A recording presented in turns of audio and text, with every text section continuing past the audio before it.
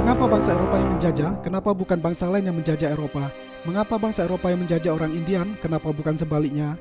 Mengapa peradaban bangsa Eropa lebih maju dibanding bangsa lain? Bangsa Eropa pada awalnya hidup nomaden seperti halnya bangsa lain di wilayah lain. Mereka menjadi pemburu dan pengumpul makanan.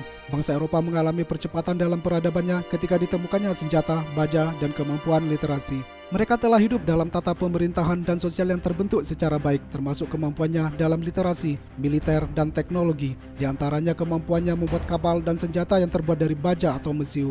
Contoh paling dramatis persinggungan orang Eropa dengan Indian terjadi ketika penakluk asal Spanyol Francisco Pizarro dengan prajurit tidak lebih dari 300 orang berhasil menaklukkan Inca.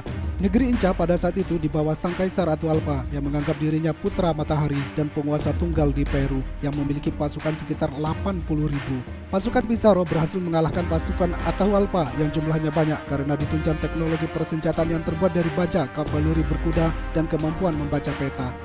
Sedangkan orang Indian pengikut Atahualpa tidak memiliki itu semua, bahkan mereka terperanjat ketika pertama kali melihat kuda orang Spanyol. Dengan baju dan senjata yang terbuat dari baja, kemampuan naik kuda dan strategi militer pasukan Pizarro berhasil menumpas kerajaan Inca, bahkan tanpa kehilangan satu pun prajuritnya. Bangsa Eropa melakukan kolonialisasi karena keterbatasan wilayahnya. Penduduknya semakin banyak berdampak pada keterbatasan sumber daya alam untuk menunjang kehidupannya. Oleh karena itu, mereka membutuhkan dunia baru untuk memperluas wilayah dan pemerintahannya. Maka terjadilah kolonialisasi di beberapa belahan dunia, seperti di benua Amerika, Asia, dan Afrika. Dunia baru yang menjadi tempat koloni bangsa Eropa umumnya masih hidup dalam peradaban yang stagnan. Mereka masih hidup secara tradisional tanpa mengenal teknologi, bahkan masih hidup seperti zaman batu, menjadi pemburu dan pengumpul. Oleh karenanya, bangsa Eropa yang unggul dalam teknologi militer dan literasi dapat mengungguli mereka.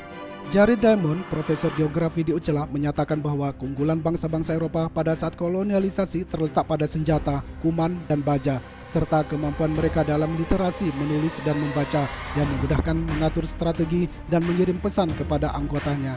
Hal ini berbeda dengan bangsa-bangsa yang ditaklukkan yang belum mengenal senjata kuat seperti baja dan senapan api, serta tidak memiliki pasukan kavaleri berkuda yang cepat, terlebih lagi tidak mengenal literasi, di mana mereka mengandalkan pesan hanya melalui mulut ke mulut yang cenderung terdistorsi.